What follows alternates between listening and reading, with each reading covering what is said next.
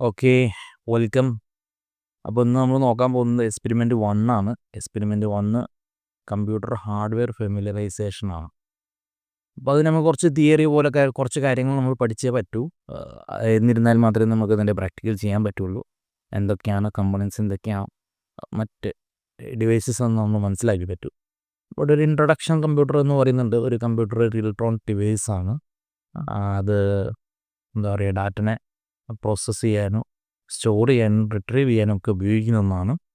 നമുക്കറിയാം ഓൾസോ അത് അതിൻ്റെ മെമ്മറിയിലായിരിക്കും അതിൻ്റെ ഡാറ്റ അല്ലെങ്കിൽ programmes store ചെയ്തിട്ടുണ്ടാവുക.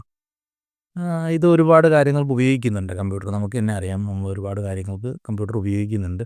Education, business, health care, entertainment and science, ഇങ്ങനെ വ്യത്യസ്തങ്ങളായിട്ടുള്ള ആപ്ലിക്കേഷനിലാണ് നമ്മൾ കമ്പ്യൂട്ടർ ഉപയോഗിക്കുന്നുണ്ട്. അത് നമ്മൾ ഓരോ വിശദീകരിക്കേണ്ട കാര്യമൊന്നുമില്ല, നമുക്കൊക്കെ അറിയുന്നതാണ്. അടുത്തത് നമ്മൾ നോക്കാൻ പോകുന്ന ടൈപ്പ് ഓഫ് കമ്പ്യൂട്ടേഴ്സാണ്. നമ്മളിതിൽ ഡെസ്ക് ടോപ്പ് കമ്പ്യൂട്ടേഴ്സ് ഉണ്ട്, നമ്മൾ ഉപയോഗിക്കുന്ന അല്ലെങ്കിൽ നമ്മൾ വീടുകളിലൊക്കെ ഉപയോഗിക്കുന്ന ലാബുകളിലുള്ള സ്റ്റേഷനറി ആയിട്ടുള്ള ഡെസ്ക് ടോപ്പ് കമ്പ്യൂട്ടറുകളുണ്ട്. അതുപോലെ തന്നെ ലാപ്ടോപ്പ് ഓർ നോട്ട്ബുക്ക്, നമ്മുടെ കയ്യിലുള്ള ലാപ്ടോപ്പുകളും നോട്ട്ബുക്കുകളും, അതായത് പോർട്ടബിൾ കമ്പ്യൂട്ടറാണ്. ഇൻറ്റഗ്രേറ്റഡ് സ്ക്രീനൊക്കെ ആയിട്ടുള്ള സാധാരണ ലാപ്ടോപ്പുകൾ തന്നെ.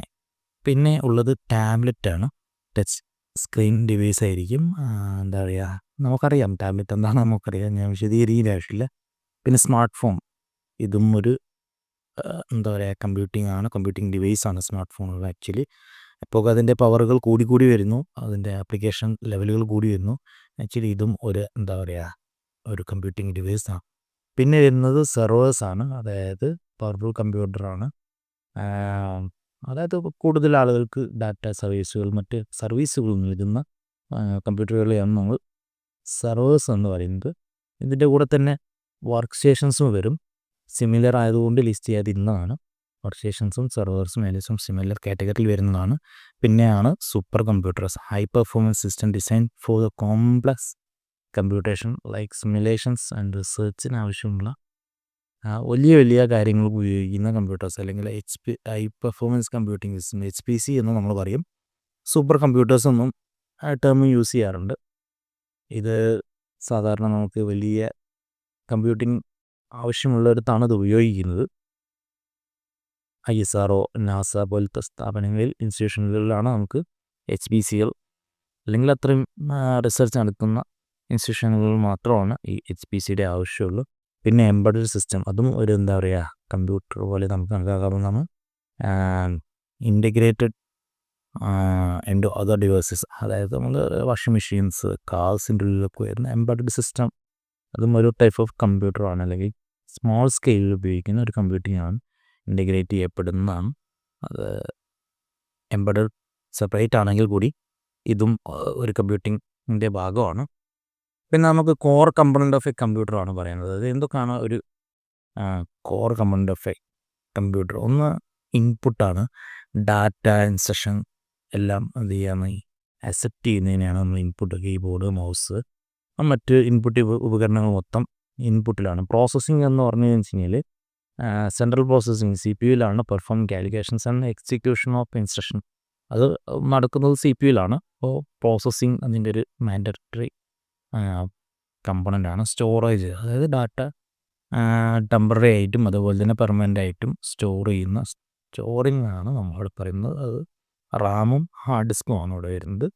പിന്നെ output, produce result through the output devices, നമുക്ക് മോണിറ്ററിലും പ്രിൻ്ററിലും ഒക്കെ ആയി ഔട്ട്പുട്ട് നമുക്ക് കാണാൻ പറ്റണം. പിന്നെ സിസ്റ്റം സോഫ്റ്റ്വെയർ ഇതൊരു കമ്പണൻ്റാണ്. മിക്കവാറും സ്ഥലത്തൊക്കെ ചിലപ്പം മറ്റ് റോഡുകളിൽ നിങ്ങൾ ചിലപ്പം ഓട്ടോമേഷൻ എന്നോ മറ്റൊക്കെ ആയിട്ട് കാണുക. അതായത് സിസ്റ്റം സോഫ്റ്റ്വെയർസ്, ഓപ്പറേറ്റിംഗ് സിസ്റ്റം, അല്ലെങ്കിൽ ഇപ്പോൾ എംബഡഡ് സിസ്റ്റം ആണെങ്കിൽ അതിന് റൺ ചെയ്യേണ്ട ഒരു സോഫ്റ്റ്വെയർസ് ഉണ്ടാവും. അങ്ങനെയുള്ള എന്താ പറയുക സോഫ്റ്റ്വെയർസിനെയൊക്കെ അതൊരു ഇതിൻ്റെ ഒരു ഘടകമാണ്, അല്ലെങ്കിൽ ഇതിൻ്റെ ഒരു പാർട്ടാണ്. സോ അതും കൂടി നമുക്കിതിൽ ഇൻക്ലൂഡ് ചെയ്യാം കോർ കമ്പോണൻ്റായിട്ട്.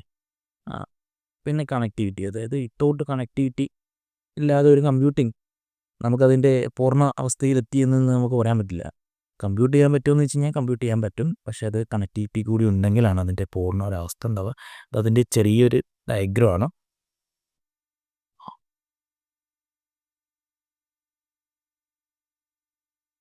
ഓക്കെ, ഇനി നമ്മൾ അടുത്തത് പഠിക്കാൻ പോകുന്ന കമ്പ്യൂട്ടർ ഹാർഡ്വെയർ പാർട്സാണ്. അതായത് ഇതാണിപ്പോൾ നമുക്കൊരു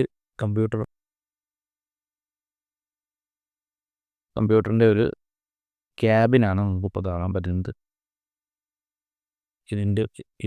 അതിൻ്റെ ഹാർഡ് ഡിസ്ക് ആണ് ഇവിടെ കാണുന്നത്.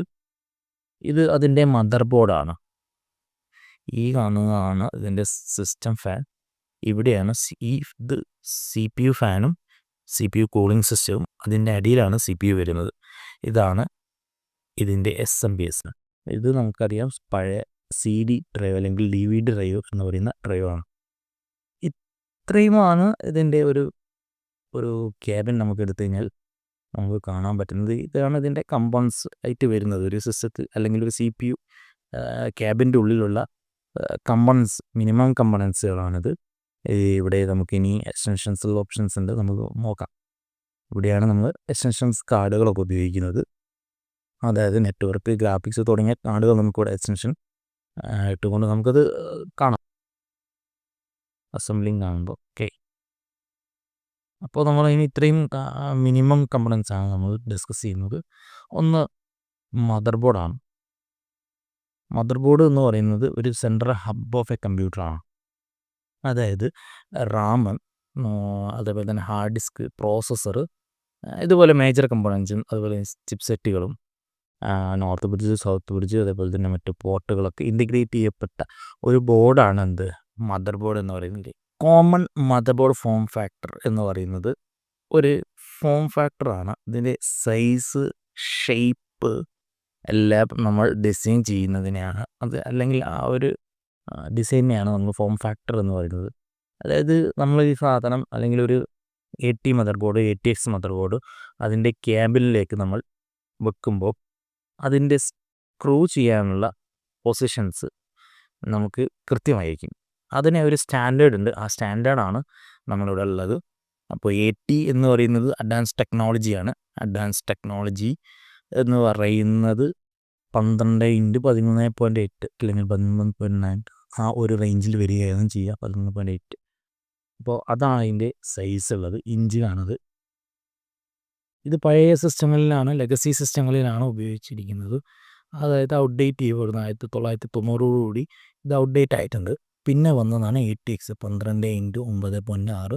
നമ്മളുടെ ഇപ്പോഴുള്ള മദർ ബോർഡുകളിൽ തുടരുന്ന ഒരു സ്റ്റാൻഡേർഡാണ് ഡെസ്ക്ടോപ്പ് PCയിലും. അതിനുശേഷം ഒരുപാട് സ്റ്റാൻഡേർഡുകൾ വന്നിട്ടുണ്ട്. Micro ITX, mini ITX, ITX, ഇതൊക്കെ നമുക്ക് ഓരോരോ ആവശ്യങ്ങൾക്ക് ഉപയോഗിച്ചാണ്. ITX ഇതിൻ്റെയൊക്കെ ഈ സൈസ് കണ്ടാൽ തന്നെ അറിയാം നമുക്കത് എംബഡഡ് സിസ്റ്റത്തിലാണ് ITX യൂസ് ചെയ്യുന്നത്. ഇതിൻ്റെ സൈസ് കണ്ടാൽ തന്നെ നമുക്കറിയാം. ഇതിലും കുറഞ്ഞ സൈസുള്ള പല കോമൺ ഫോം ഫാക്ടറുകളും ഉണ്ട്. ഞാനത് എല്ലാമൊന്നും ഇവിടെ എക്സ്പ്ലെയിൻ ചെയ്തിട്ടില്ല, കുറച്ച് നമുക്ക് ഒന്ന് ലിസ്റ്റ് ചെയ്തത് മാത്രമേ ഉള്ളൂ. ഇനി നമ്മൾ main component of A mother board, എന്തൊക്കെയാണ് ഒരു മദർ ബോർഡിൻ്റെ മെയിൻ കമ്പണൻ്റ് എന്ന് നമ്മൾ നോക്കാം.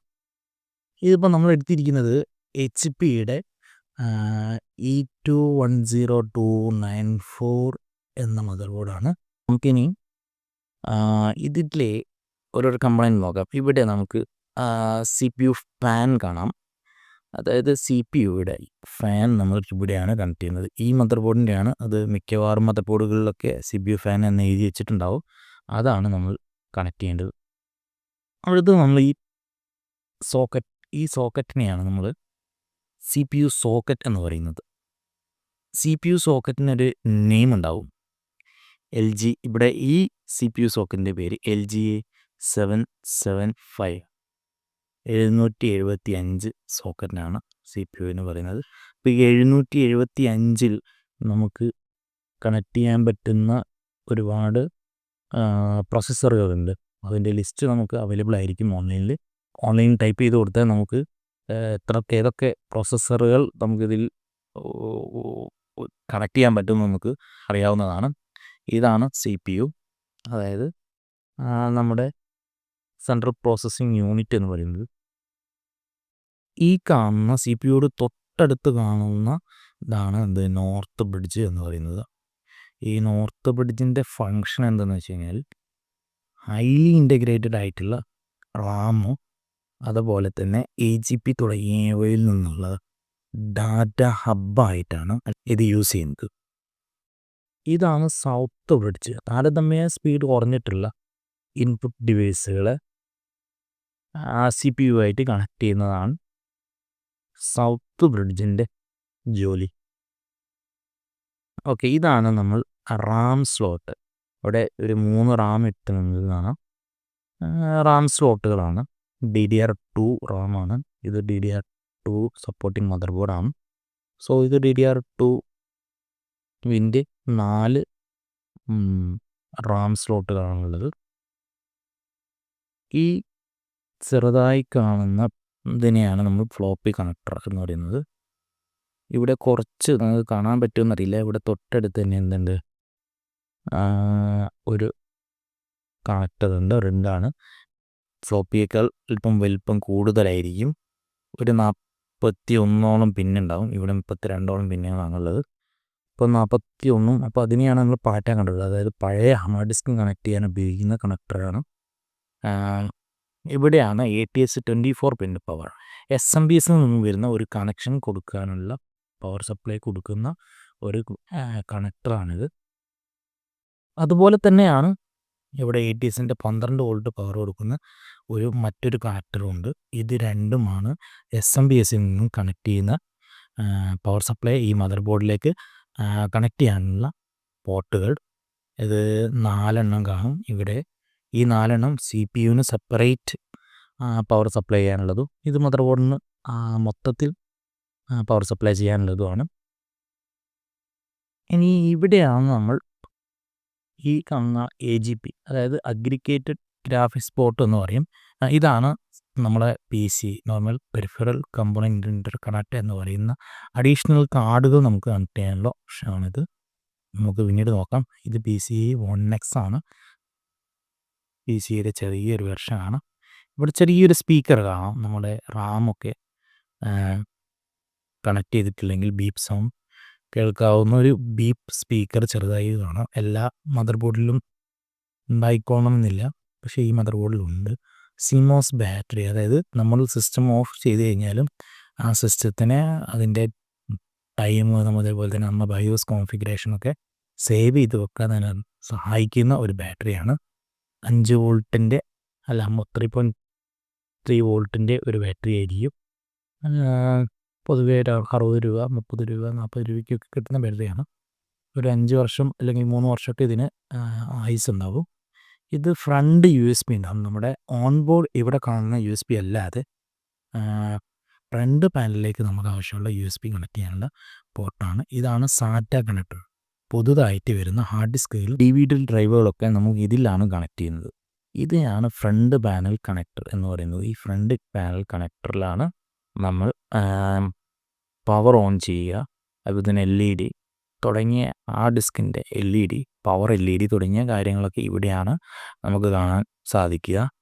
ഇത് ഹാർഡ് ഡിസ്കിൻ്റെ 1-3 എന്നത് ഹാർഡ് ഡിസ്കിൻ്റെ പ്ലസും മൈനസുമായിട്ടുള്ള വയറുകൾ നമുക്ക് കണക്ട് ചെയ്യാനുള്ളതാണ്. ഇതാണ് പവർ LED, അതായത് നമ്മൾ സിസ്റ്റം പവർ ഓൺ ആക്കിയ ശേഷം ഈ 2-4 നിന്ന് നമ്മൾ പവർ എടുത്തു കഴിഞ്ഞാൽ നമുക്ക് അവിടെ ഒരു LED കത്തുന്നതാണ്. ആ LED ആണ് 2-ലും 4-ലും. റീസെറ്റ് സ്വിച്ചാണ് 5-ഉം 7-ഉം വരുന്നത്. അതായത് റീസ്റ്റാർട്ട്, സിസ്റ്റം റീസ്റ്റാർട്ട് ചെയ്യാൻ നമുക്ക് ഉപയോഗിക്കുന്ന വേണ്ട കീ ആണ് അല്ലെങ്കിൽ ബട്ടണാണിത്. ഇത് ജമ്പ് ചെയ്യുമ്പോൾ, ഇത് ഷോർട്ട് ചെയ്യുമ്പോഴാണ് നമുക്ക് സിസ്റ്റം റീസ്റ്റാർട്ട് ആകുക. ഈ 6-ഉം 8-ഉം ഇതാണ് നമ്മുടെ പവർ സ്വിച്ച്. ഇത് രണ്ടിനെയും നമ്മൾ ഷോർട്ട് ചെയ്യുമ്പോഴാണ് SMBSൽ കണക്ട് ചെയ്ത ഒരു സിസ്റ്റം നമുക്ക് പവർ ഓണായി വരിക. ഈ 9 നമുക്ക് അങ്ങനെ കണക്ഷൻസിനൊന്നും വരുന്നില്ല. ഓക്കെ, ഈ മദർ ബോർഡിലുള്ള ഇതിൻ്റെ ബാക്ക് പാനൽ എന്ന് പറയും. ബാക്ക് പാനലിൽ നമുക്ക് വേണ്ട മിനിമം ഇൻപുട്ട് ഔട്ട്പുട്ട് ഡിവൈസുകൾ കണക്ട് ചെയ്യാനുള്ള പോർട്ടാണ്. നമുക്കതിൻ്റെ മറ്റൊരു പോർഷൻ ഇപ്പോൾ തന്നെ കാണും. സോ ഈ CPU സോക്കറ്റ് എന്ന് പറയുന്നത് നമുക്ക് നേരത്തെ നമ്മൾ സംസാരിച്ചു ഇവിടെ LGA 575 ഇവിടെ സോക്കറ്റ് ടൈപ്പ് നമ്മൾ പറയുന്നുണ്ട് AM4, അതായത് ബ്രാൻഡ് AMDക്ക് വേണ്ട ബ്രാൻഡിൻ്റെ ഒന്നാണ് AM4 എന്നൊരു സോക്കറ്റ് ടൈപ്പ് ഉണ്ട്. അതിൽ സപ്പോർട്ടിംഗ് പ്രോസസ്സർ എന്ന് പറഞ്ഞു കഴിഞ്ഞാൽ ഇതേപോലെ നമുക്ക് ലിസ്റ്റ് ചെയ്യും. Ryzen 3, Ryzen 5, Ryzen 7, Ryzen 9,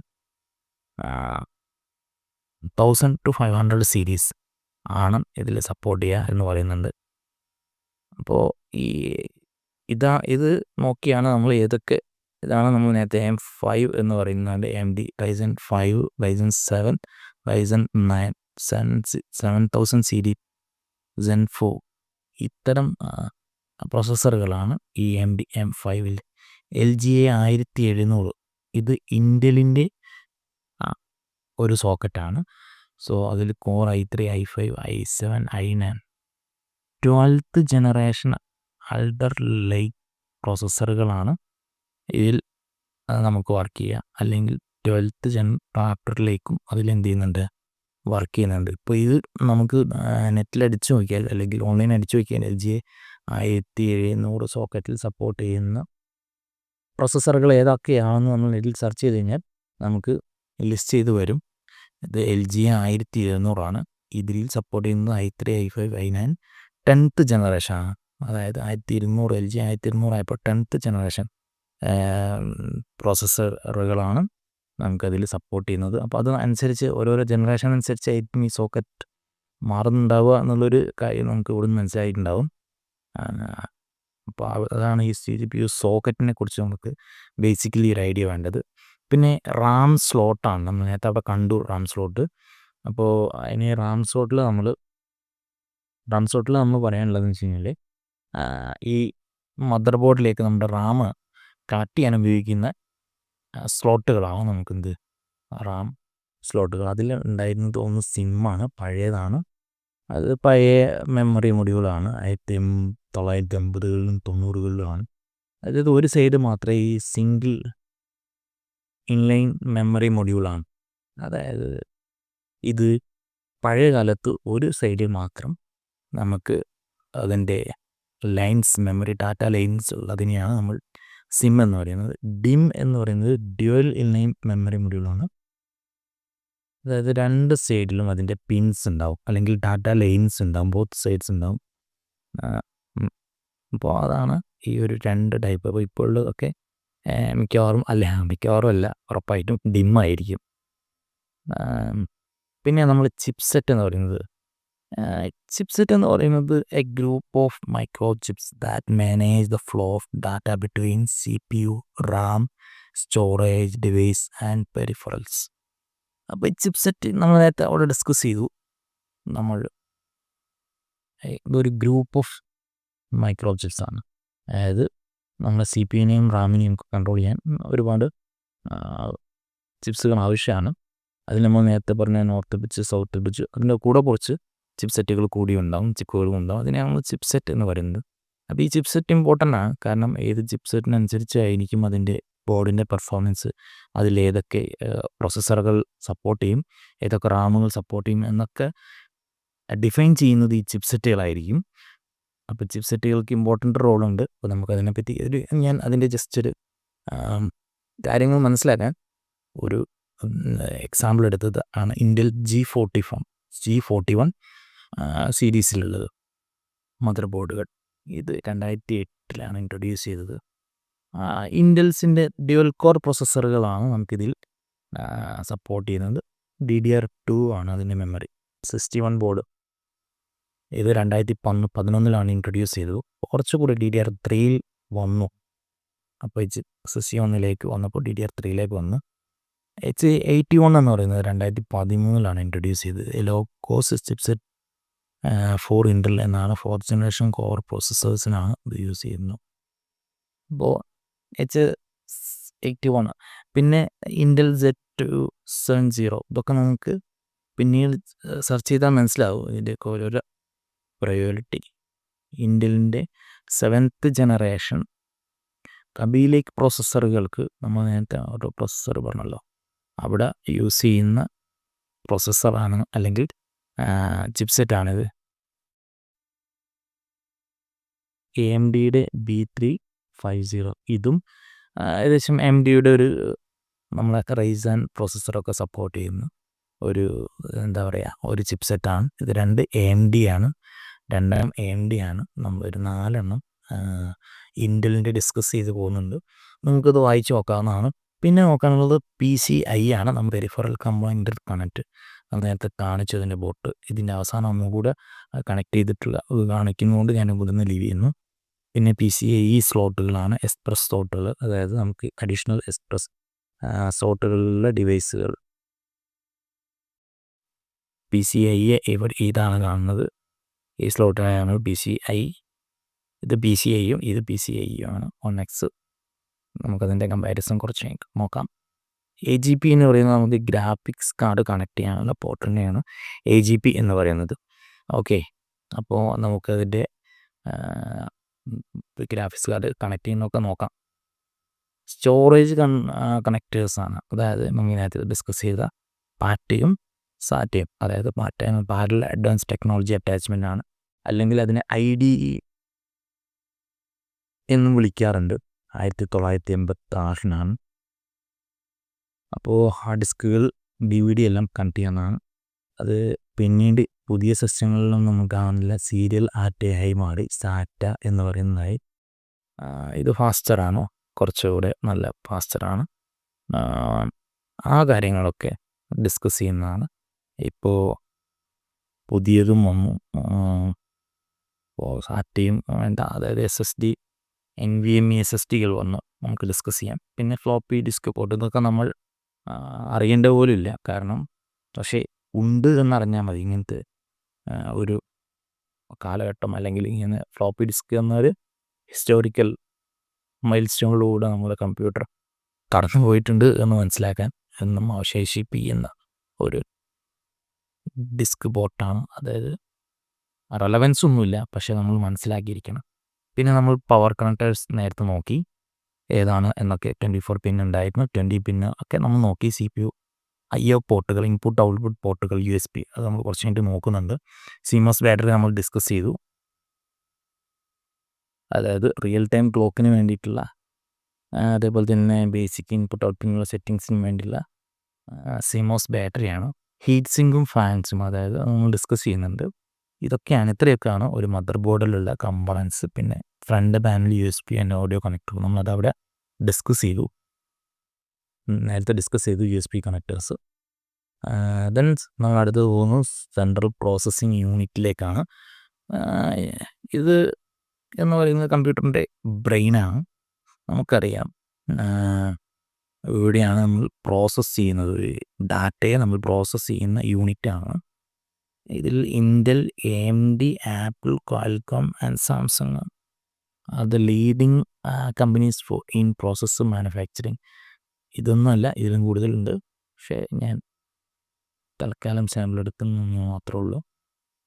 ഇത്തരം കമ്പനികളാണ്. അതിൽ ഇൻ്റലും AMDയും നമുക്കറിയാം, ആപ്പിളും ഒക്കെ ഈ പറയുന്ന എല്ലാ കമ്പനികളും നമുക്കറിയാം, ക്വാൽകോം നമുക്കറിയാം. മൊബൈൽ ഡിവൈസുകൾക്കുള്ള പ്രോസസ്സറുകളാണ് ഏറെ ഉണ്ടാക്കുന്നത്.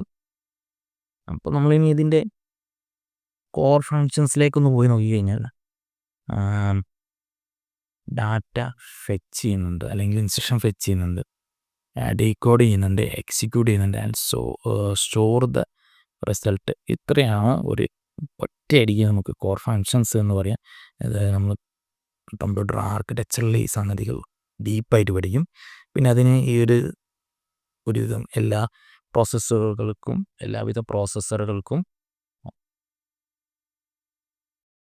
പ്രോസസ്സറുകൾക്കും ഒരു അരിത്മെറ്റിക് ലോജിക് യൂണിറ്റ് ഉണ്ടാവും.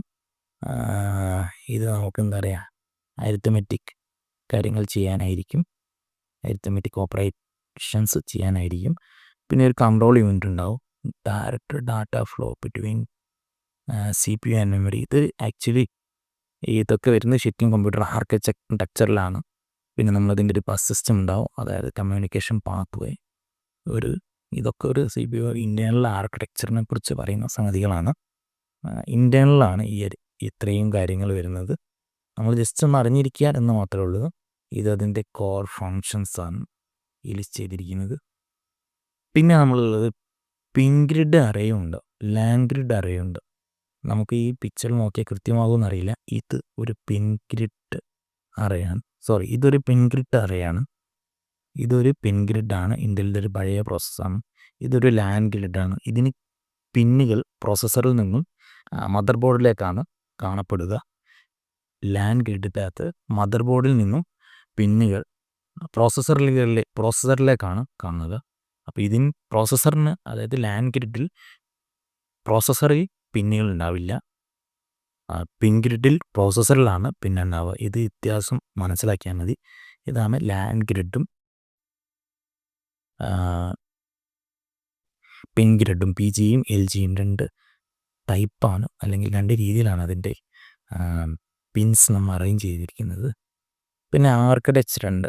അതായത് ഇതും ഒരു ഏത് ആർക്കിടെക്ചറാണ് എന്നുള്ളത്, നമ്മുടെ ഏത് ആർക്കിടെക്ചറാണ് ഒരു പ്രോസസ്സർ നിർമ്മിക്കാൻ നമ്മൾ ഉപയോഗിച്ചിരിക്കുന്നത് എന്നുള്ളതാണ്. നമുക്കറിയാം 86 or ARM, x86 or ARM, ഈ 2 ആർക്കിടെക്ചറുകളിലാണ്. പൊതുവെ നമുക്ക് ഇതെല്ലാം ഒരുപാട് ആർക്കിടെക്ചർ ഉണ്ട്. ഇങ്ങനെ ഇതാണ് ശരിക്കും ആർക്കിടെക്ചറും. ഈ ഒരു അടുത്തത് ആർക്കിടെക്ചറാണ് നോക്കാനുള്ളത്. Define the design functionality of a പ്രോസസ്സറാണ്. ഉദാഹരണത്തിന് നമ്മൾ പറയാൻ പറ്റുന്നത് 86ഉം ARM ആണ്. അത് compatibility with software and hardware ഒക്കെ ഈ ആർക്കിടെക്ചറുമായിട്ട് ബന്ധപ്പെട്ട് കിടക്കുന്നതാണ്. പിന്നെ ഒരു ഇൻസ്ട്രക്ഷൻ സെറ്റ് ആർക്കിടെക്ചർ ഉണ്ട്. ഇത് instruction that can CPU execute എന്ന് പറയുന്നതാണ്. റെഡ്യൂസ്ഡ് ഇൻസ്ട്രക്ഷൻ സെറ്റ് കമ്പ്യൂട്ടിങ്ങും ഉണ്ട്. കോംപ്ലക്സ് ഇൻസ്ട്രക്ഷൻ സെറ്റ് കമ്പ്യൂട്ടിങ്ങും ഉണ്ട്. അപ്പോൾ ഇതാണ് 2 കോമൺ ടൈപ്പ് പ്രോസസ്സറുകളുള്ളത്. ഏത് ഇൻസ്ട്രക്ഷൻ സെറ്റാണ്? അപ്പോൾ റെഡ്യൂസ്ഡ് ഇൻസ്ട്രക്ഷൻ സെറ്റ്. അപ്പോൾ റിസ്കിൻ്റെ അകത്ത് റെഡ്യൂസ്ഡ് ഇൻസ്ട്രക്ഷൻ സെറ്റ് ആയിരിക്കും. റിസ്കിൻ്റെ അകത്ത് റെഡ്യൂസ്ഡ് ഇൻസ്ട്രക്ഷൻ സെറ്റ് ആയിരിക്കും വർക്ക് ചെയ്യുന്നുണ്ടാവുക. അപ്പോൾ ഓൾസോ നമുക്കറിയാം ചെറിയ പർപ്പസിനായിരിക്കും യൂസ് ചെയ്യുന്നുണ്ടാവുക. സിസ്കിൻ്റെ അകത്ത് കോംപ്ലക്സ് ഇൻസ്ട്രക്ഷൻ സെറ്റ് കമ്പ്യൂട്ടിംഗ് ആയിരിക്കും. നമ്മുടെ ജനറൽ കമ്പ്യൂട്ടിംഗ് ഒക്കെ സിസ്കിൻ്റെ അകത്താണ് വരിക. പിന്നെ ഇതിനൊരു ക്ലോക്ക് സ്പീഡ് ഉണ്ടാകും. ഏതൊരു പ്രോസസ്സർ എടുത്തു കഴിഞ്ഞാൽ നമുക്കതിനൊരു ക്ലോക്ക് സ്പീഡ് ഉണ്ടാകും. അപ്പോൾ നമുക്ക് ഇൻ്റൽ കോർ i9 എടുത്ത് കഴിഞ്ഞിട്ടാണെങ്കിൽ അതിൻ്റെ ബേസ് ക്ലോക്ക് സ്പീഡ് എന്ന് പറയുന്നത് 3.0 GHz ആണ്. അത് മാക്സിമം 5.8. ഇത് അതിൻ്റെ എക്സാമ്പിൾ പറയുന്നതാണ്. സോ ഇത്രയും മനസ്സിലാക്കിയാൽ മതി. ഒരു ക്ലോക്ക് സ്പീഡിലായിരിക്കും അത് വർക്ക് ചെയ്യുന്നുണ്ടാവുക. പിന്നെ അത് കോഴ്സാണ്. എത്ര കോർ? അതായത് independent processing unit capable of execution instruction simultaneously എന്നാണ് എത്ര കോർ ഉണ്ട് എന്നുള്ളത്. More core enhance the multi tasking and parallel processing. അതായത് കോർ കൂടുന്നതിനനുസരിച്ച് നമുക്ക് മൾട്ടി ടാസ്കിങ്ങും പാരലൽ പ്രോസസ്സിങ്ങും കൂടും. അപ്പോൾ നമുക്കറിയാം ഒരു പ്രോസസ്സർ എടുത്ത് നോക്കുമ്പോൾ അതിന് എത്ര കോർ ഉണ്ട് എന്ന് പറയുമ്പോൾ നമ്മളത് മനസ്സിലാക്കേണ്ടത് കോർ കൂടുതലാണെങ്കിൽ അതിന് കൂടുതൽ ക്യാപ്പബിലിറ്റി ഉണ്ടാകും എന്നുള്ളതാണ്. പിന്നെ അടുത്തത് നമുക്ക് നോക്കാനുള്ളത് ക്യാഷ് മെമ്മറി. ക്യാഷ് മെമ്മറി എന്ന് പറയുന്നത് ഒരു സ്മാൾ ഹൈ സ്പീഡ് മെമ്മറിയാണ്. അത് ലൊക്കേറ്റ് ചെയ്യുന്നത് CPU-ലാണ്. അപ്പോൾ ഫ്രീക്വൻ്റ്ലി ആക്സസ്ഡ് ഡാറ്റ, ഇൻസ്ട്രക്ഷൻസ് ഒക്കെ സ്റ്റോർ ചെയ്യുന്ന ഒരു ഏരിയയാണ് ക്യാഷ് മെമ്മറി. അപ്പോൾ നല്ല ക്യാഷ് മെമ്മറി ഉണ്ടെങ്കിൽ സ്വാഭാവികമായിട്ടും നല്ല പ്രോസസ്സിങ് ഇത് നന്നായി പ്രോസസ്സ് ചെയ്യാനത് സഹായിക്കുന്നതായിരിക്കും. പൈപ്പ് ലൈനിങ്ങും അതേപോലെ തന്നെ ഹൈപ്പർ ത്രെഡിങ്ങും ഇതൊക്കെ ഇത് 2 കൺസെപ്റ്റുകൾ വരുന്നത് നമുക്കിതിൻ്റെ സിസ്റ്റത്തിൻ്റെ അല്ലെങ്കിൽ നമ്മുടെ എക്സിക്യൂഷൻ എഫിഷ്യൻസി, പെർഫോമൻസ് കൂട്ടാൻ, മൾട്ടി ടാസ്കിങ് കൂട്ടാനൊക്കെയാണ് ഈ ഒരു 2ഉം നമുക്ക് ഉപകാരപ്പെടുന്നത്. പിന്നെ കൊടുത്തിരിക്കുന്നത് എക്സാമ്പിൾ ഇൻ്റൽ പ്രോസസ്സേഴ്സാണ്. നമുക്കറിയാം ആദ്യത്തെ പ്രോസസ്സർ 4004 ആണ് 1971. പിന്നെ ഇൻ്റലിൻ്റെ 8085 1978. അപ്പോൾ ഇത്തരം ഒരുപാട് നമുക്കിത് ലിസ്റ്റ് ചെയ്ത് നോക്കിക്കഴിഞ്ഞാൽ ഇതൊന്നും നോക്കുന്നത് നല്ലതാണ്. കാരണം ഈ വർഷത്തിലൊക്കെയാണ് ഈ ഒരു പ്രോസസ്സറുകൾ പുറത്തിറങ്ങിയതെന്നും ഈ കാലഘട്ടത്തിലാണ് ഇന്ന് ടെക്നോളജി മാറിയതെന്നൊക്കെ ഒന്ന് ഓർത്ത് വെക്കുന്നത് എപ്പോഴും നല്ലതാണ്. അടുത്തത് റാൻഡം ആക്സസ് മെമ്മറിയാണ്. റാൻഡം ആക്സസ് മെമ്മറി നമുക്കറിയാം പ്രൈമറി മെമ്മറിയാണ്.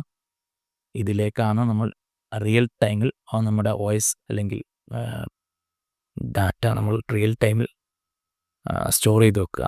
അപ്പോൾ ഈ നോട്ടും ഇതൊന്നും വായിച്ച് മനസ്സിലാക്കിയാൽ മതി. ഇതിൽ മെമ്മറി ടെക്നോളജീസാണ് നമുക്കിവിടെ നോക്കുന്നത്. സ്റ്റാറ്റിക് റാൻഡം ആക്സസ് മെമ്മറി ഉണ്ട്. റാം. DRAM എന്ന് പറയുന്നത് dynamic random access memory. EDO എന്ന് പറയുന്നത് extended data out random access മെമ്മറിയാണ്. SDRAM synchronous dynamic random access memory. DDR SDRAM double data rate synchronous dynamic random access മെമ്മറിയാണ്. പിന്നെയാണ് DDR2. ഈ DDR എന്ന് പറയുന്നത് SD RAM ആദ്യം വന്നു. അതാണ് ഈ ഒരു 2 നോച്ചുള്ള ഒരു റാം എന്ന് പറയുന്നത്. പിന്നെ DDR1 വന്നു. DDR/SD-RAM എന്ന് പറയുന്ന 1 വന്നു. പിന്നെ DDR2 വന്നു. പിന്നെ DDR3 വന്നു. Double data rate 3 SD-RAM synchronous dynamic random access memory. അതാണ് ഇവിടെ കാണുന്നത്. അങ്ങനെ 4, 5 ഏതാണ്ട് പുതിയതും വന്നു എന്ന് തോന്നുന്നു. അപ്പോൾ അത് ഇത്രയുമാണ് ഈ നോച്ചുകളിലൊന്നും വ്യത്യാസം. ഇതിൽ ഒരിക്കലും DDR1 സ്ലോട്ടിൽ DDR2 നമുക്ക് കണക്ട് ചെയ്യാൻ കഴിയില്ല. കാരണം ഈ ഒരു പ്രത്യേക രീതിയിലുള്ള ഈ ഒരു നോച്ച് വരുന്നത് കാരണം നമുക്കത് DDR1 സ്ലോട്ടിൽ DDR2 DDR2 DDR3 ഇങ്ങനെയൊന്നും തിരിച്ചോ മറിച്ചോ ഒന്നും നമുക്ക് കണക്ട് ചെയ്യാൻ പറ്റില്ല. അതേപോലെ തന്നെ ഇത് കണക്ട് ചെയ്യുന്നതിൻ്റെ ഓപ്പോസിറ്റ് നമുക്ക് കണക്ട് ചെയ്യാൻ കഴിയില്ല. കാരണം ഈ നോച്ച് അല്പം മാറിയാണുള്ളത്. അപ്പോൾ സ്ലോട്ടിൽ നമുക്ക് ഹാർഡ്വെയർ ക്ലാസ് നോക്കുമ്പോൾ കൃത്യമായിട്ട് നോക്കാം. നമ്മൾ ഈ വായിച്ച മെമ്മറി ടെക്നോളജീസിൻ്റെ കുറച്ചുകൂടെ കണ്ടൻറ്റുകൾ ഉൾപ്പെടുത്തിയ ഒരു ടേബിളാണിത്. നമുക്ക് കുറച്ചും കൂടി അതിനെ കമ്പയർ ചെയ്ത് മനസ്സിലാക്കാൻ വേണ്ടിയാണിത് കൊടുത്തിരിക്കുന്നത്. അപ്പോൾ DDR ലാപ്ടോപ്പ് ഫോം ഫാക്ടർ എന്ന് പറയുന്നുണ്ട്. SO-DIMM എന്നാണ് പറയുന്നത്. Small outline dual inline memory module എന്ന് പറയുന്നത്. അതായത് നമുക്കിതിൻ്റെയൊക്കെ വെർഷൻ്റെ കൂടെ തന്നെ കോമ്പാക്റ്റ് ഡിസൈനാണ്. അതേപോലെ തന്നെ എല്ലാ DDR-ഉം DDR2-ഉം DDR3-യും DDR4-ഉം DDR5 ഒക്കെ എന്തുണ്ട് ഈ ഒരു SO-DIMM അത് വരുന്നുണ്ട്. Small outline dual inline memory മൊഡ്യൂളാണ്. ഓക്കെ, അത് നമുക്ക് ഇതിനൊരു എത്ര പിന്നുണ്ട്. DDR1 200 പിന്നായിരുന്നു. അത് DDR2 200 പിന്നായിരുന്നു. DDR3 204 പിന്നായി. DDR4 260 പിൻസ് വന്നു. പക്ഷേ ഓൾമോസ്റ്റ് സൈസിലൊന്നും ഇത് വ്യത്യാസമില്ല. പിന്നെ വളരെ നേർത്ത പിന്നുകളായി മാറിയിട്ടുണ്ടാകും. DDR3യുടെ ഒരു പിക്ചറാണ്.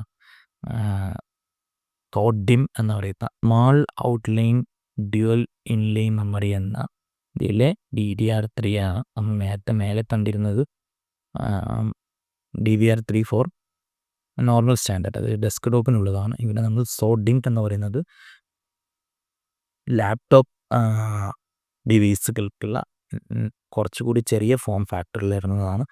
ഈ സാമ്പിൾ തന്നിരിക്കുന്നത് ഒരു 4GB DDR3 ആണ്. ഓക്കെ, ഇനി സ്റ്റോറേജ് ഡിവൈസസിലേക്ക് നമ്മൾ പോവുകയാണെങ്കിൽ secondary storage refers non volatile memory.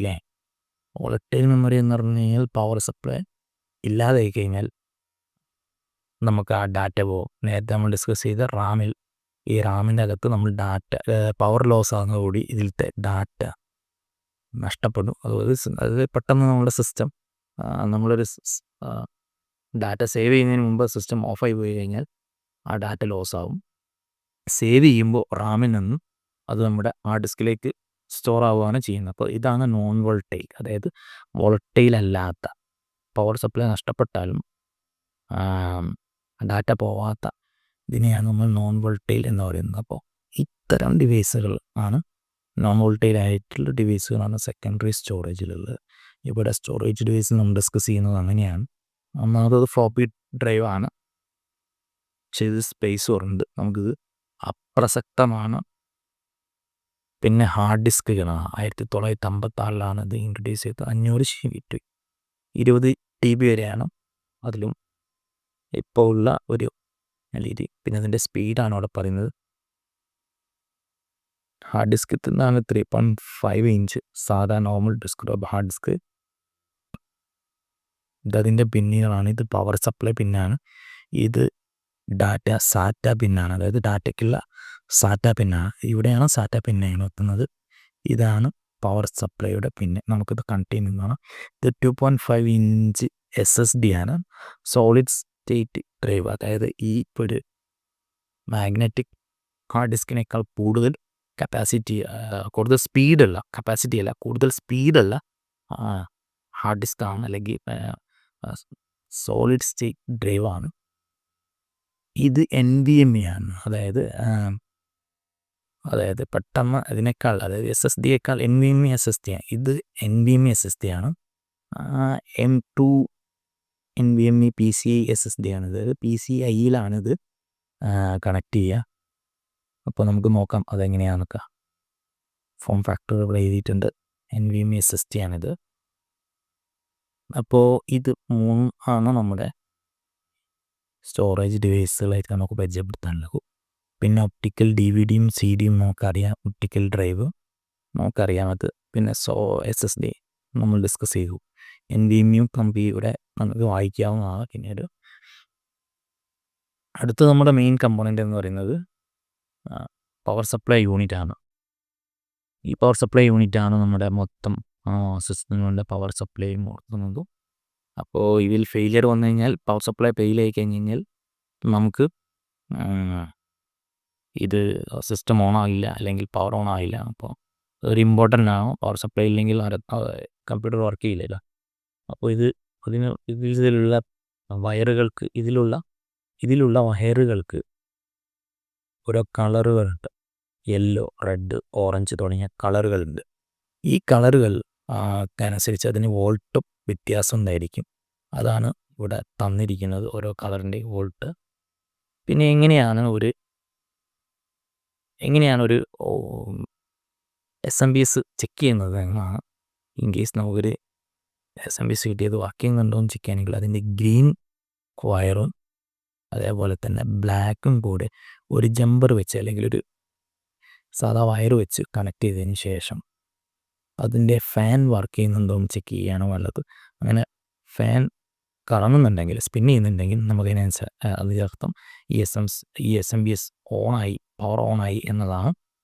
അതിനുശേഷം നമുക്ക് എന്ത് ചെയ്യാം, മൾട്ടിമീറ്റർ വെച്ചിട്ട് അതിൻ്റെ ആക്യുറേറ്റ് വോൾട്ടേജ് റീഡിങ് നമുക്ക് എടുത്ത് നോക്കാവുന്നതാണ്. പക്ഷെ ഇത് ശ്രദ്ധിക്കേണ്ട വിഷയമാണ്. ചിലപ്പോൾ സ്പാർക്കൊക്കെ അടിക്കാൻ ചാൻസ് ഉണ്ട്. സോ അത് നമ്മൾ ശ്രദ്ധിച്ച് കൈകാര്യം ചെയ്യണം. പിന്നെ അടുത്തത് GPU ആണ്. GPU എന്ന് പറയുന്നത് ഗ്രാഫിക്സ് പ്രോസസ്സിങ് യൂണിറ്റ് ആണ്. നമുക്ക് അഡീഷണൽ ഗ്രാഫിക്സ് ആയിട്ട് ആവശ്യമുണ്ടെങ്കിൽ നമ്മളത് വെക്കുന്നതാണ്. ഒരു ടൈപ്പ് ഓഫ് GPU എന്ന് പറയുന്നത് നമ്മൾ ഇൻ്റഗ്രേറ്റഡ് GPUs ആണ്. ബിൽറ്റിംഗ് ടു ദ CPU, അതായത് CPUവിൻ്റെ കൂടെ തന്നെ മിക്കവാറും ബേസിക് ടാസ്കുകളൊക്കെ ചെയ്യാൻ വേണ്ടിയിട്ടുള്ളതാണ്. അത് ബിൽറ്റിൻ ആയിരിക്കും. രണ്ടാമത്തത് ഡെഡിക്കേറ്റഡ് GPU ആണ്. അത് നമുക്ക് ഇതേപോലെ സെപ്പറേറ്റ് ഒരു കാർഡായിട്ട് നമുക്ക് കിട്ടും. അത് നമുക്ക് കണക്ട് ചെയ്യാവുന്നതാണ്. ഇതിൻ്റെ ഈ ഒരു ഭാഗമാണ് വീഡിയോ ഔട്ട്പുട്ട്. ഇത് GPU ഫാനാണ്. ഇതിൻ്റെ ഉള്ളിലാണ് GPU കിടക്കുന്നത്. ഇവിടെയാണ് ഇതിൻ്റെ മെമ്മറി കിടക്കുന്നത്. നമ്മൾ പറയുന്നത് VRAM എന്നാണ് അതിന് പറയാം. വീഡിയോ റാം എന്നാണ് പറയാം. ഇപ്പോൾ നല്ല VRAM ഉണ്ടെങ്കിലാണ് നമുക്കറിയാം അതിൻ്റെ കപ്പാസിറ്റി നമുക്ക് VRAMലാണ്. അതായത് 6GB 8GB എന്നൊക്കെ റാം പറയുന്ന പോലെ തന്നെ നമ്മുടെ വീഡിയോ കാർഡിനും നമ്മൾ പറയാറുണ്ട്. അത് ഈ ഒരു മെമ്മറിയാണ് പറയുന്നത്. അത് കൂടുന്തോറും അതിൻ്റെ കപ്പാസിറ്റിയും കൂടും. നമ്മുടെ മദർ ബോർഡുമായിട്ട് നേരത്തെ പറഞ്ഞ ചിപ്സെറ്റുകൾ, അതുപോലെ തന്നെ പ്രോസസ്സറുകൾ ഇതൊക്കെ ആയിട്ട് കണക്ട് ചെയ്യാൻ പറ്റുന്നതാണോ എന്ന് നമ്മൾ എന്ത് ചെയ്യണം, കോമ്പാറ്റിബിലിറ്റി നമ്മൾ ചെക്ക് ചെയ്യണം. എന്നിട്ട് ഒരു വീഡിയോ കാർഡ് നമ്മൾ പർച്ചേസ് ചെയ്യാൻ പറ്റുള്ളൂ. ഇത് കുറച്ച് വീഡിയോ കാർഡിൻ്റെ കുറച്ച് എക്സാമ്പിളുകളാണ്. അടുത്തത് നമുക്ക് നോക്കാനുള്ളത് കൂളിംഗ് സിസ്റ്റമാണ്. കൂളിംഗ് സിസ്റ്റം ഒരു വൈറ്റൽ പാർട്ട് തന്നെയാണ്. കാരണം കൂളിംഗ് സിസ്റ്റം പ്രോപ്പറായിട്ട് വർക്ക് ചെയ്യുന്നില്ലെങ്കിൽ സിസ്റ്റം ഓഫായി പോകും, അല്ലെങ്കിൽ ഡാമേജ് ആകും. ഒരു പ്രോസസ്സർ ഏകദേശം ഒരു 5 മിനിറ്റ് 10 മിനിറ്റ് 5 മിനിറ്റാണ് പൊതുവേ. 5 മിനിറ്റിൽ കൂടുതൽ ഫാൻ വർക്ക് ചെയ്യുന്നില്ലെങ്കിൽ ആ സിസ്റ്റം ഷട്ട് ഡൗൺ ആവും, അല്ലെങ്കിൽ റീസ്റ്റാർട്ട് ആവും. കണ്ടിന്യൂസ്ലി അങ്ങനെ റീസ്റ്റാർട്ട് ആയിക്കഴിഞ്ഞാൽ ആ സിസ്റ്റം ഡാമേജ് ആവാൻ, ആ പ്രോസസ്സർ ഡാമേജ് ആവാൻ സാധ്യതയുണ്ട്. അപ്പോൾ നമുക്ക് എന്തെങ്കിലും കംപ്ലൈൻറ്റുകൾ അതായത് ഈ ഫാനിന് വന്നിട്ടുണ്ടെങ്കിൽ നമുക്ക് പെട്ടെന്ന് തന്നെ മാറ്റേണ്ടതാണ്. ഫാൻ റീപ്ലേസ് ചെയ്യാവുന്നതാണ്. അപ്പോൾ ഇത് ഇമ്പോർട്ടൻ്റ് ആണ്. കൂളിംഗ് സിസ്റ്റം ഇല്ലെങ്കിൽ നമ്മുടെ സിസ്റ്റം കമ്പ്യൂട്ടറിനോ വളരെ പ്രയാസമാണ്, അല്ലെങ്കിൽ വർക്ക് ചെയ്യില്ല. ലിക്വിഡ് കൂളിംഗ്, പിന്നെ ഉള്ളത് ലിക്വിഡ് കൂളിംഗ് ആണ്. ലിക്വിഡ് കൂളിംഗ് എന്ന് പറയാം, വലിയ സിസ്റ്റങ്ങളിലൊക്കെ ഇപ്പോൾ ലിക്വിഡ് കൂളിംഗ് വന്നു. നല്ല ഹൈ പെർഫോമൻസ് സിസ്റ്റങ്ങൾക്കൊക്കെ ആണ് അത് ഉപയോഗിക്കുന്നത്. നമുക്കത്ര നോർമൽ സിസ്റ്റങ്ങൾ അത്ര ഫെമിലിയർ അല്ല. ഇനി നമുക്ക് കമ്പ്യൂട്ടർ പോർട്ടുകളാണ് നമ്മൾ ഡിസ്കസ് ചെയ്യേണ്ടത്. ഇതാണ് PS2, പേഴ്സണൽ സിസ്റ്റം 2 എന്നാണ് അതിൻ്റെ ഫുൾ ഫോം. ഗ്രീൻ എന്നത് മൗസിന് MDയും കീബോർഡിന് വയലറ്റ് കളറുള്ളതുമായ PS2 പഴയ സ്റ്റാൻഡേർഡാണ്. ഇന്ന് നമ്മുടെ എല്ലാ മൗസുകളും USB-കളും എല്ലാ മൗസുകളും കീബോർഡും USB-യിലേക്ക് വന്നു, USB-K ടൈപ്പിലേക്ക് വന്നു. സോ നമുക്കിത് അത്ര ഇമ്പോർട്ടൻ്റ് അല്ല, പക്ഷെ എന്നിരുന്നാലും നമ്മൾ അറിഞ്ഞിരിക്കുക. ഇതാണ് ഈ ബ്ലൂ കാണുന്നതാണ് VGA, വീഡിയോഗ്രാഫിക് അറേ എന്ന പോർട്ട്. ഇതാണ് സീരിയൽ പോർട്ട്. ഇതാണ് പാരലൽ പോർട്ട്. നമുക്കറിയാം ഡോട്ട് മെട്രിക്സ് പോലത്തെ പഴയ പ്രിൻ്ററുകൾക്കാണ് ഇത് ഉപയോഗിക്കുന്നത്. ഇത് ഗെയിം പോർട്ടാണ്. ജോയിസ്റ്റിക് പോലത്തെ ഉപകരണങ്ങൾ, ജോയിസ്റ്റിക് പോലത്തെ അല്ലെങ്കിൽ കണക്ട് ചെയ്യാൻ പണ്ട് ഉപയോഗിച്ചിരുന്നതാണ്. ഇതൊന്നും തന്നെ ഇപ്പോൾ USB-യിലേക്ക് മാറിയിട്ടുണ്ട്. പക്ഷേ എന്നിരുന്നാലും നമ്മൾ അറിഞ്ഞിരിക്കണം, ഇതാണ് നെറ്റ്വർക്ക് കണക്ട് ചെയ്യുന്ന എത്തർനെറ്റ് പോർട്ട് അല്ലെങ്കിൽ RJ40 പോർട്ട് എന്ന് പറയുന്നത്. ഇത് USB-A ടൈപ്പ്, സ്ക്വയർ ടൈപ്പിലുള്ള USB-A ആണിത്. ഇതാണ് HDMI പോർട്ട്. ഇത് ഡിസ്പ്ലേ പോർട്ടും ഇപ്പോൾ HDMI-യിലേക്ക് മാറിയത് കൊണ്ട് നമുക്കങ്ങനെ ഉപയോഗത്തിലില്ല. ഇത് ഓഡിയോ പോർട്ടുകൾ നമുക്കറിയാവുന്നതാണ്. നമ്മൾ നേരത്തെ ഡിസ്കസ് ചെയ്തതാണ് പെരിഫറൽ കമ്പോണൻറ്റ് ഇൻ്റർകണക്റ്റ്. PCI ഉണ്ട്, PCIX ഉണ്ട്, PCIe ഉണ്ട്. എക്സ്റ്റെൻഡഡ് ആണ് X, PCIe എക്സ്പ്രസ് ആണ് PCIe. അപ്പോൾ ഇതിൻ്റെ വെർഷൻസ് ഇവിടെ ഡിസ്കസ് ചെയ്യുന്നുണ്ട്. അതും ലോഞ്ച് ചെയ്ത വർഷമുണ്ട്, അതിൻ്റെ കപ്പാസിറ്റിയും ഒക്കെ നമുക്ക്, അല്ലെങ്കിൽ അതിൻ്റെ ഡാറ്റ റേറ്റും ബാൻഡ് വിഡ്ത്തും ടോട്ടൽ ബാൻഡ് വിഡ്ത്ത് ഒക്കെ നമുക്കിവിടെ ലിസ്റ്റ് ചെയ്തിട്ടുള്ള ഒരു ടേബിളുണ്ട്. നമ്മൾ നേരത്തെ പറഞ്ഞ പോലെ നമുക്ക് വായിച്ചു പോയി കാര്യങ്ങൾ മനസ്സിലാക്കാവുന്നതാണ്. അത് നെറ്റ്വർക്ക് ഇൻ്റർഫേസ് കാർഡാണ്. നെറ്റ്വർക്ക് ഇൻ്റർഫേസ് കാർഡ് എന്ന് പറയുന്നത് ഒരു PC-യിൽ കണക്ട് ചെയ്യുന്ന ഒരു എക്യുപ്മെൻ്റ് ആണ്, അല്ലെങ്കിൽ ഒരു ഡിവൈസാണ്. സിമിലറാണ്, നമുക്കിവിടെ നോക്കിയാൽ മനസ്സിലാവും.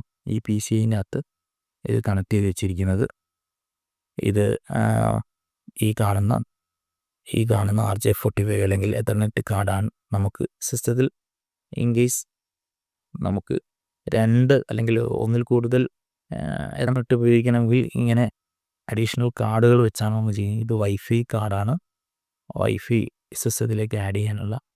ഇതൊക്കെ PCIയിലാണ് നമ്മൾ വെക്കുന്നത്. ഓക്കെ, അടുത്തത് നമ്മൾ സിസ്റ്റത്തിലെ ഒരു മാൻഡേറ്ററി പോർഷനാണ് ബയോസ് എന്ന് പറയുന്നത്, അല്ലെങ്കിൽ ഫേംവെയർ. ഈ ഫേംവെയർ എന്തിനാണെന്ന് വെച്ച് കഴിഞ്ഞാൽ നമ്മൾ OS ഇൻസ്റ്റാളേഷന് മുമ്പ് ബേസിക്കലി നമുക്ക് ആ സിസ്റ്റത്തിലേക്ക് OS ഇൻസ്റ്റാൾ ചെയ്യാൻ അതിനു വേണ്ടി നമ്മളെ ഹെൽപ്പ് ചെയ്യുന്ന, അതേപോലെ തന്നെ അതായത് പവർ ഓൺ സെൽഫ് ടെസ്റ്റ് നടത്താൻ, അതുപോലെ തന്നെ OS ലോഡ് ചെയ്യാൻ, OS ഇൻസ്റ്റാൾ ചെയ്യാനൊക്കെ നമ്മളെ സഹായിക്കുന്ന ഹെൽപ്പ് ചെയ്യുന്ന സോഫ്റ്റ്വെയർ പോർഷനാണ് ഫേംവെയർ എന്ന് പറയുന്നത്, അല്ലെങ്കിൽ ബയോസ് എന്ന് പറയുന്നത്. ഇത് 2 ടൈപ്പ് ഉണ്ട്. ഒന്ന് ലെഗസി ഉണ്ട്, ഒന്ന് UEFI ഉണ്ട്. യൂണിഫൈഡ് എക്സ്റ്റെൻസിബിൾ ഫേംവെയർ ഇൻ്റർഫേസ് എന്നുള്ളതാണ് UEFI എന്നുള്ള ഉദ്ദേശിക്കുന്നത്. ഇത് പുതിയ കമ്പ്യൂട്ടറുകളിലാണ് കാണപ്പെടുന്നത്. ഇപ്പോൾ പുതിയ വരുന്ന എല്ലാ കമ്പ്യൂട്ടറുകളും UEFI ആണുള്ളത്. ലെഗസി എന്ന് പറയുന്നത് പഴയ കമ്പ്യൂട്ടറുകളിലുള്ള ബയോസിനെയാണ് നമ്മൾ പറയാറുള്ളത്. പിന്നെ ഇതിൽ ഒരു വ്യത്യാസം വരുന്നത്, ലെഗസിയിലാണ് ഈ മാസ്റ്റർ ബൂട്ട് റെക്കോർഡാണ്, MBR ആണ് യൂസ് ചെയ്യുന്നത്. UEFI എന്ന് പറയുന്നത് GPT ആണ്, അതായത് GPT ആണ്. ഗൈഡ് പാർട്ടീഷൻ ടേബിളാണ് എന്ത് ചെയ്യുന്നത് യൂസ് ചെയ്യുന്നത്. ഒന്ന് MBR ആണ് യൂസ് ചെയ്യുന്നത്, കാരണം പാർട്ടീഷൻ സപ്പോർട്ടിൽ ഉള്ളത്. UEFI ഇൻട്രൊഡ്യൂസ് ചെയ്യുന്നത് സെക്യൂർ ബോട്ടാണ് ഇൻട്രൊഡ്യൂസ് ചെയ്യുന്നുണ്ട്. ഇപ്പോൾ കുറഞ്ഞ ഒരു അപ്ഡേറ്റഡ് വെർഷൻസ് ആണ്, അതായത് പുതിയ സാധനമാണ് UEFI. പഴയത് നമ്മൾ ലെഗസി ബയോസ് എന്ന് പറയാറുണ്ട്. ഇതെങ്ക് വായിച്ചു വയ്ക്കുക, കുറച്ചുകൂടി കാര്യങ്ങൾ മനസ്സിലാകുന്ന രീതിയിൽ തന്നെയാണ് നോട്ട് ചെയ്ത് വെച്ചത്. അതിൽ കുറച്ചു ബയോസ് ബ്രാൻഡ് നമുക്ക് നോക്കിയാൽ കാണാം. ഫോണിക്സ് ഉണ്ട്, അതേപോലെ തന്നെ AMI എന്നുണ്ട്. ഇതൊക്കെ നമുക്ക് പഴയകാലത്ത് സിസ്റ്റമായിട്ട് പവർ ഓൺ ചെയ്യുമ്പോൾ നമുക്ക് ഇതൊക്കെ കാണാൻ കഴിയുന്നതാണ്. അതുപോലെ തന്നെ അവാർഡ്, ഇത്തരം ഇത് സാമ്പിളാണ്. ഇത്തരം ബ്രാൻഡുകളാണ് നമുക്ക് പൊതുവേ നമ്മൾ അറിയപ്പെടുന്ന ബ്രാൻഡുകളുള്ളത്. സോ നമ്മുടെ ഈ ഹാർഡ്വെയറിൻ്റെ ബേസിക് തിയറി പോലെയുള്ള ഒരു സംഗതിയാണ് ഈ ഒരു നോട്ട് വെച്ച് നമുക്ക് ഈ നോട്ട് വെച്ച് തന്നെ നമ്മൾ നോക്കി മനസ്സിലാക്കണം. Okay, thank you.